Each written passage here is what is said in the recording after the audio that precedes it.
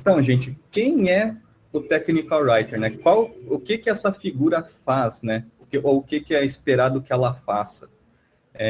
Como a gente veio falando até agora. Então, poxa, a gente está lidando com informações, né? Com esse conteúdo tão abstrato, e aí parece que a gente tem que pegar essa abstração e materializar em forma de documento, né? Dar realmente uma cara para esse conteúdo que muitas vezes está na cabeça das pessoas, né? Isso é uma coisa que a documentação combate, né? Ela combate os especialistas. Não que ninguém possa se capacitar, não é isso que a documentação quer extinguir. Mas, assim, acabar com aquela coisa de que, puxa, na minha empresa é a Chiquinha que sabe de tudo, ó, ela sabe tudo desse software aqui, ela fez ele de cabo a rabo, tudo que eu tenho de dúvida eu pergunto para ela. Aí um dia a Chiquinha vai embora. Ela levou todo o conhecimento com ela. Se a empresa não se preocupou em deixar algo documentado, isso pode apostar que foi um tombo muito, muito grande para a empresa. Então, o Technical Writer, ele tem a tarefa, né, fundamental de transformar informações complexas em uma linguagem não técnica e acessível, né, de forma simples, clara e objetiva, de modo até que qualquer um que leia consiga entender, porém conforme o público-alvo, né? E depois a gente vai falar de tipos de documentação, coisa focada ao usuário final e coisa mais interna, né? Muda a audiência, muda a forma como a gente trabalha a informação.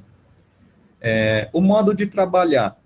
Nós trabalhamos com diversos times, coletando informações, né, transformando essas informações em conteúdo, né, em material, e muitas vezes até entregando a documentação junto com o produto, né? Se for um software muito complexo de operar, é interessante que o usuário ali tenha realmente um manual para saber, enfim, proceder com instalação, configuração, o passo a passo de uso mesmo, tudo isso. Na indústria de TI, geralmente, essa área de technical writing, ela nasce dentro da engenharia de software, e, idealmente, o technical writer, ele faz parte dos times de desenvolvimento, porque ele é a figura que mantém a documentação viva, né? Quem entende aí de desenvolvimento de software está cansado de saber do tal do SDLC, né? O Software Development Lifecycle. Então, gostaria de apresentar para vocês que também existe o DDLC, Documentation Development Lifecycle. Mais para frente a gente entra nessas questões específicas. Agora eu deixo um momento para o Tico também dar o parecer dele sobre quem é ele e quem somos nós. Não, só pegando um gancho no que você disse no começo, que isso, se a empresa não ficar atenta, pode acontecer muito, né? Que às vezes a pessoa vira tão especialista ali numa feature, numa feature nova que ela implementou no sistema e tudo mais, e se isso não tiver documentado, a gente fala que isso pode gerar um débito técnico, né, no sistema, porque como que a outra equipe vai dar manutenção, né? Então isso é muito importante porque a gente fala da sustentabilidade do projeto, né? E outra coisa também que pode gerar, que a gente, inclusive a área de arquitetura de software, a área da pesquisa, a área acadêmica, pesquisa muito isso, né? Como cuidar para que os projetos de software não gerem um débito de documentação, documentation debt, né? Então, se você jogar até no Google aí, documentation debt, no Google Scholar, lá vocês vão encontrar vários artigos científicos que falam justamente dessa área, da importância de manter sustentável a documentação. Porque assim, né, por exemplo, eu vou citar só meu exemplo, né? Eu trabalho dentro do time que cuida da infraestrutura do Nubank, e o André, ele trabalha lá com o time de InfoSec, né? Então, a documentação que eu gerencio, que eu ajudo o time a manter, é uma documentação muito orientada a tutoriais, a como fazer determinada coisa, né, que a gente chama de how-to. Só para citar um exemplo, assim, para não ficar muito abstrato na cabeça de vocês, para vocês entenderem o que eu estou falando, né? Essa semana, por exemplo, o time dentro da infraestrutura ali, né, que cuida de Continuous Integration, Continuous Development, Continuous Delivery, CI/CD, Eles então implementaram essa semana novas features para o Tekton, que é uma framework de código aberto, né, open source, que é baseado em Kubernetes, né? E aí eles ficaram na dúvida sobre como informar isso para todo o time da engenharia sobre essas novas features. Então, por exemplo, é nesse caso que eu entro, que eu começo a agir, né? Que aí o meu trabalho começa, como que eu vou organizar a informação, qual é o público-alvo? Por exemplo, essas features vão ser usadas mais por engenheiras ou engenheiros sêniors, ou são engenheiros mais de início de carreira e tudo mais. Então, tem que ter essa mentalidade de cuidar com relação a isso, né? No caso, as features seriam direcionadas para engenheiras e engenheiros sêniores. Então, não precisa, por exemplo, nesse caso, eu não precisei usar uma linguagem tão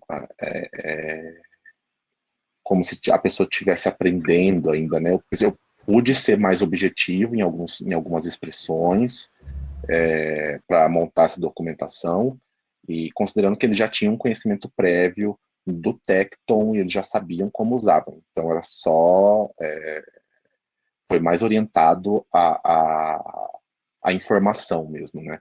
Então a gente sempre tem que cuidar com relação a isso, né? Eu não sei se o André tem algum exemplo que ele pode dar lá do time de segurança, de InfoSec. Sim. Bom, na verdade, assim, tanto infra quanto infosec são áreas, né? Dentro dessas áreas existem N times. E então o desafio nosso começa por aí, né? Só tem o Tico em infra, só tem eu em infosec. Como que a gente consegue atender tantas demandas de tantos times? André, só não quero te interromper, mas eu acho que você também fica pulando assim vários times conversando, né? Sim, Para entender os processos, para ver como que é a melhor forma de documentar. exatamente, exatamente. A gente desenvolveu meio que em conjunto, né, com os outros technical writers daqui, uma estratégia de rotação, né, entre os times. Então, a gente passa períodos de semanas mesmo alocado com um time específico para conseguir dar uma atenção mais direcionada ali para eles.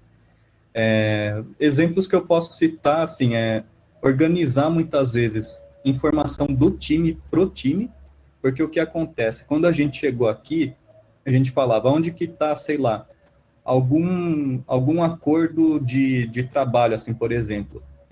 Estamos, né, em trabalho remoto. Poxa, será que é legal, então, quando eu ligar o computador, eu mandar um bom dia ali no chat do time para eles saberem que eu estou aqui na frente do PC, se precisar falar comigo? Esse tipo de acordo, né? Onde que estão essas informações? Aí começou assim, tá numa pasta lá no Google Drive. Pô, tudo bem, tudo bem. Só que Google Drive, eu acho que ele é muito bom se for só para você, né? Assim, eu tenho meu Google Drive, faço um monte de backup ali, acho ótimo. Mas a partir do momento que você tem que compartilhar documentos mesmo, conteúdos, a estrutura do Google Drive não aguenta. Então, a gente começou também a apresentar outras ferramentas, né?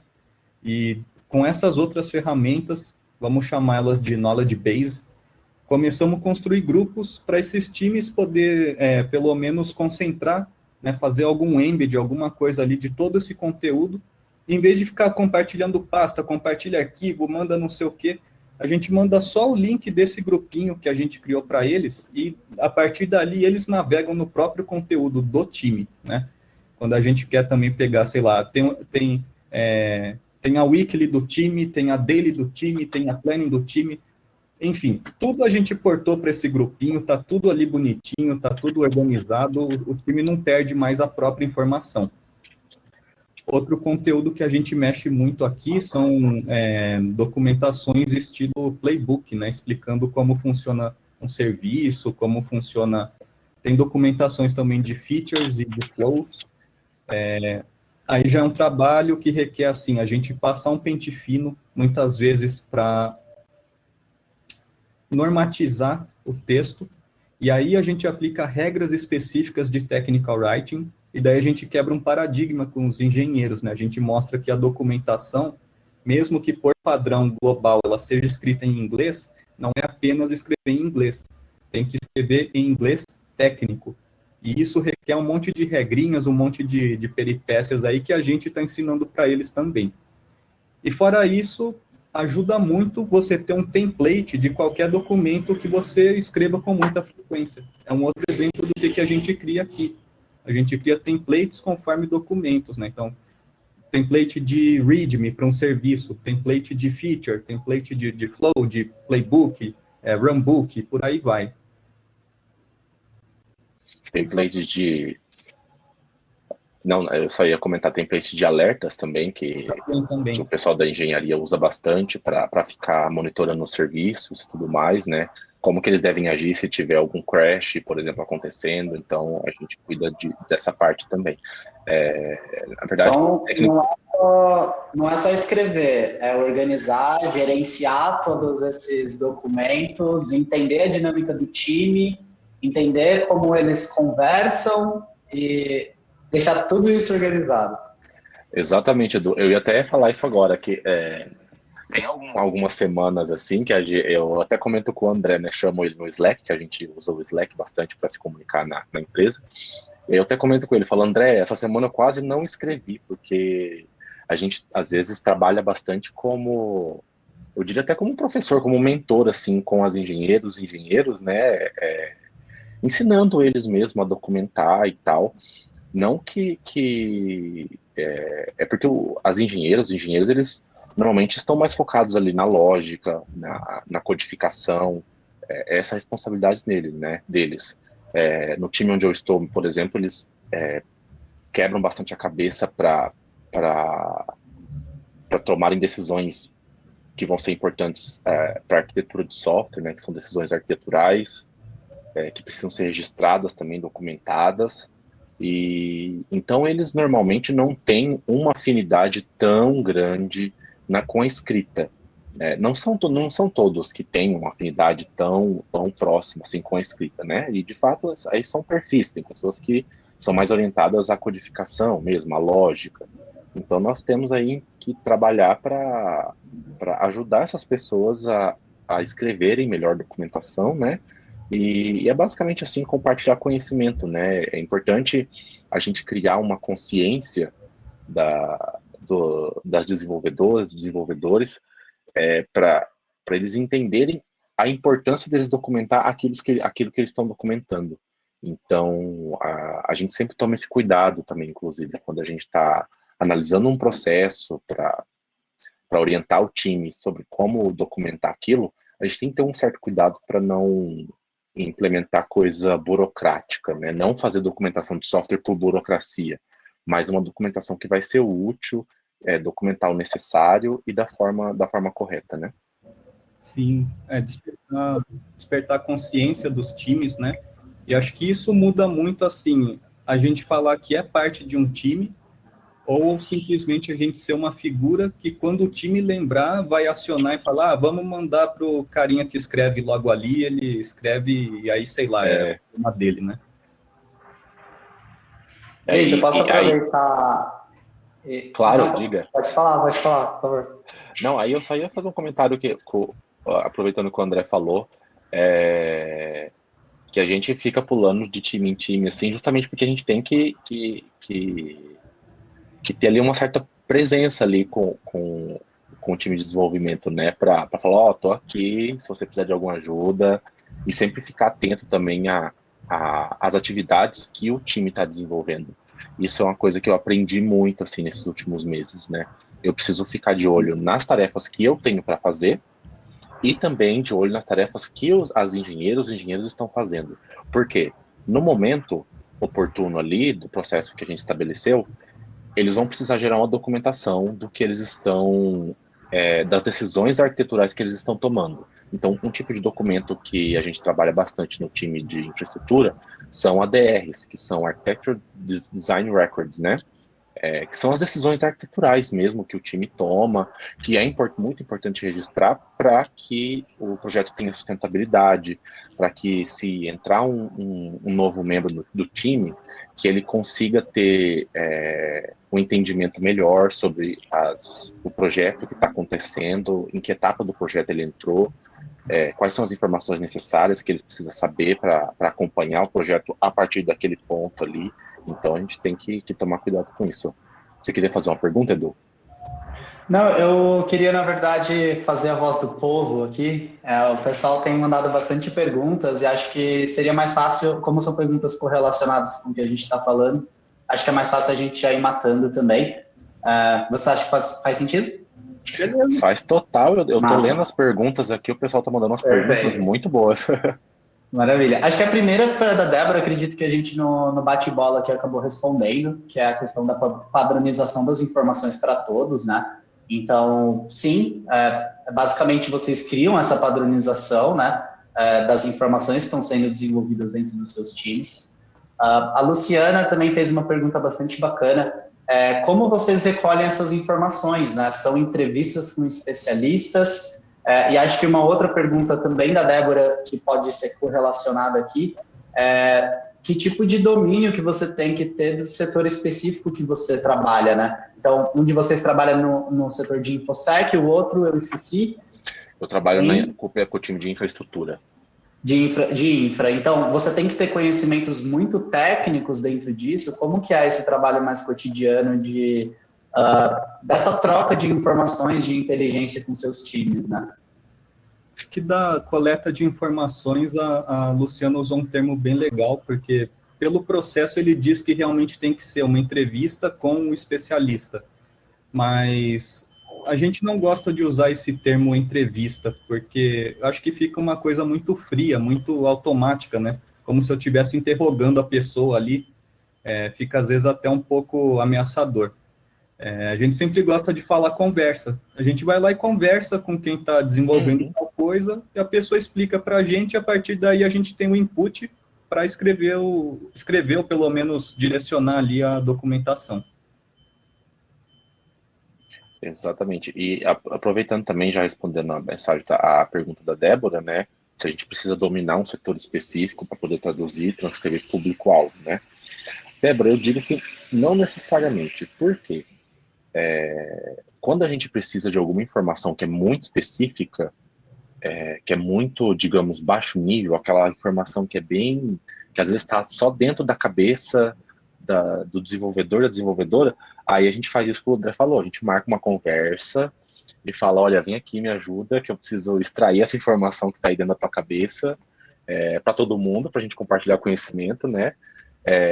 E aí, engraçado, eu vou compartilhar aqui uma experiência. Um tempo atrás, um módulo onde um monorepo, na verdade, né, um repositório onde o pessoal da infraestrutura guarda, então, todas as libs para o time da engenharia, né? Então, precisou de fazer uma refatoração nesse componente na arquitetura, né? E aí, para eu saber como que tudo isso foi feito, como que foi o processo e tal, eu tive que chamar a engenheira que trabalhou nisso, e eu falei, olha, senta aqui, vamos ter uma conversa. Aí foi uma conversa de 1 hora, e depois outro dia a gente conversa mais 1 horinha, para eu extrair as informações dela e saber, é isso que eu preciso documentar, é isso que eu preciso documentar. Então, quando a gente não precisa necessariamente dominar um setor específico, mas aí com a experiência, com o aprendizado, os desafios que a gente vai enfrentando, a gente acaba virando especialista ali no assunto, né? Mas para responder assim, eu diria que não, porque aí a gente conta com a ajuda dos desenvolvedores, do time da engenharia, e quando a gente precisa, puxa lá um convite na agenda deles para bater um papo e extrair essas informações, né? É bem isso mesmo, assim, você não precisa ter um background de TI se você quiser trabalhar com documentação em TI, mas é muito importante que você saiba lidar com pessoas para conseguir informação de quem está desenvolvendo a funcionalidade ou o software mesmo, e a partir disso você vai construir sua maturidade técnica, você vai estar em contato com pessoas que sabem lidar com tal tecnologia. Quanto mais você ler, pesquisar, estudar, para no fim escrever algo, para no fim bolar algo ali para ser escrito, a gente vai aprendendo muita coisa assim. Mas eu não me vejo nem um pouco desenvolvedor, nem nada disso. Eu sou um linguista que, por acaso, conseguiu trabalhar com documentação e é o que eu sou. Eu também diria assim que, apesar da minha formação ser na área de tecnologia, né, que eu vim lá sistema de informação e tudo mais, gosto muito da tecnologia, e isso é uma coisa importante, né? Se você for trabalhar com technical writing na área de tecnologia, você vai ter que gostar de tecnologia, porque você vai lidar com isso todos os dias, né? Então eu gosto muito da área de tecnologia, é o que eu estudo, principalmente arquitetura de software, mas eu não tenho, digamos assim, uma afinidade muito boa com os códigos. Eu não sou muito bom assim com a lógica da programação. Então eu me encontrei nessa área de technical writer, que aí pensar nos processos, como que vai documentar, como vai fazer isso, aí eu gosto, né? Eu não gosto ali de ficar codificando, né? E tem pessoas que gostam, então depende de cada perfil, né? Perfeito. Olha, gente, a gente está tendo fortalecimento da comunidade de tech writers aqui em tempo real no chat. Vamos Emiliana, advogar a favor da nossa profissão. 8 anos como technical writer aqui, seja bem-vinda, Emiliana. Leandro também Olha, que está legal. se perguntando se é um technical writer e, ao mesmo tempo, descobrindo que talvez pode ser. Então, ele está falando aqui que ele trabalha com documentação de software, how-to e release notes em algumas squads, mas não documenta API. Ele pode se considerar um tech writer? Com certeza. Olha só. Venha ao palco, Leandro. Venha para esse lado da força.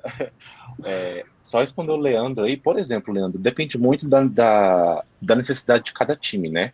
No time onde eu tô, por exemplo, eles não tiveram ainda a necessidade de documentar API, por enquanto. Mas é uma coisa que, inclusive, eu estava investigando algum tempo atrás, porque eu já vi que vai ser uma necessidade de outros times que estão se formando por causa de demandas que estão vindo, né? Que eles vão precisar documentar a API. Então, eu já estou meio que me antecipando para quando alguém perguntar, falar, opa, ó, é assim. Então, não é porque você não documentou a API que você não é technical writer, com certeza. Inclusive, ele até falou how to release notes, isso aí a gente vê todos os dias, né, André? Pura. A documentação pura. Perfeito. Acho que uma última pergunta, depois a gente pode avançar. Já falando da Wilson, não esqueci da sua pergunta, mas acredito que a gente vai falar um pouco mais sobre carreira para frente na apresentação, então estou guardando ela aqui para depois, tá? Não vou esquecer de você. Mas, basicamente, só finalizando, vocês falaram sobre o padrão de documentação em tecnologia, geralmente sem inglês, e o Leandro está perguntando aqui que, dependendo do usuário que vai consumir, talvez o inglês ele não seja acessível, seja necessário escrever em outra língua, no nosso caso, português, né? E vocês acham que existe mercado para o tech writer que não tem inglês fluente? E só para complementar, a Emiliana também já participou do debate aqui, falou que isso depende bastante da empresa em que você trabalha, na opinião dela. Ela mesma trabalha 8 anos como technical writer e não tem o inglês fluente. O que vocês acham? Geralmente né? Pode ir, André. Geralmente é uma competência que é cobrada porque, assim, a gente cai num problema estrutural, né? Que a gente não tem uma graduação de technical writing no Brasil. Aí, como que foi chegando nessa questão do inglês, né? Como eu falei, por padrão, a documentação ela é em inglês técnico. Muitas empresas têm negócios internacionais, são multinacionais, então o inglês é uma língua franca. E aí, né, por ser um serviço de redação, né, de escrita, tal, a pessoa tem que saber se comunicar bem. O inglês acabou sendo a hard skill mandatória dessa carreira. Mas eu vou contar um segredinho, assim, eu acho que depende muito do negócio e do tamanho da empresa. Se você atende o mercado nacional, só nacional, acho que não é muita vantagem escrever tudo em inglês, né? Até porque inglês aqui não é nenhuma língua secundária, nem nada. Aqui inglês aprende quem quer aprender, senão português é a nossa língua oficial, né? As políticas linguísticas dizem isso e bola para frente. O que eu já vi acontecer? Existe uma outra área, a parte de documentação, chamada localization. Essa área é responsável por traduzir conteúdos, né, documentações, muitas vezes, para outros idiomas, geralmente a pedido dos próprios clientes, né? Se você tem um negócio seu lá na Pensilvânia, mas você está vendendo o seu produto aqui pro México, o cliente fala, a gente quer a documentação em espanhol.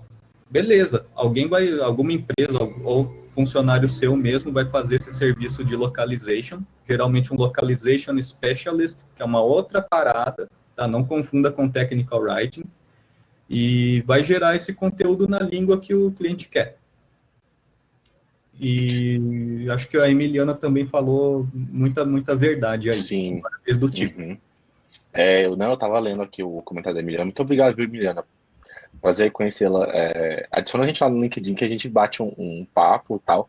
Mas eu compartilho muito o que a Emiliana falou. Depende muito da empresa onde você vai estar, né? E como o André disse, se for uma empresa que o mercado dela é o mercado nacional, não vai ter sentido a pessoa trabalhar ali ter a fluência no inglês, né? Então, depende do contexto onde você vai estar inserido mas assim, só uma observação, né? Quando você vai ler documentação de software, pelo menos, né? Vou falar da área de software porque é o contexto que eu estou inserido. Qualquer documentação de software ela vai estar em inglês, porque as tecnologias são concebidas muitas vezes lá fora, então o inglês acaba sendo assim uma necessidade, né? Mas é uma necessidade, mas não uma obrigatoriedade apenas escrever a documentação em inglês, né? Então, eu compartilho o que a Emiliana respondeu. Obrigado, Emiliana. Perfeito, pessoal. Gente, obrigado pelas perguntas. Sinta-se à vontade. A gente pode avançar um pouquinho, parar mais um pouquinho daqui a pouco. Vamos nessa. Legal. Acho que já estamos também acabando os slides aqui.